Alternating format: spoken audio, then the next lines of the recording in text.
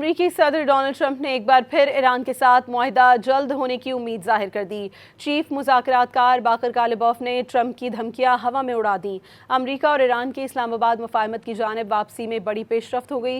Iran और Oman आबनाए Hormuz खोलने के लिए 60 रोज़ा आर्जी मुआहिदे पर मुत्तफिक हो गए हैं।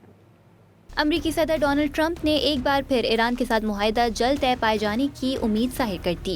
व्हाइट हाउस में सहाफ़ियों से गुफ्तगू में ट्रंप ने कहा कि आबनाए हुर्मुज़ को दोबारा खोलने से मुतालिक डील बहुत करीब है, जंग जल्द खत्म हो जाएगी। वो खुद मुज़ाकरात में शामिल हैं। उन्होंने असलहा ज़खायर में कमी की रिपोर्ट्स को मुस्तरद कर दिया। I think we're doing very well. I just, I'm involved in the negotiation. I think we're doing fine. It could be soon. Yeah, we're in great shape. But with that being said, we always want more. We have to have more. We have other things maybe come up. You maybe come up and maybe don't come up. Hopefully nothing else does come up.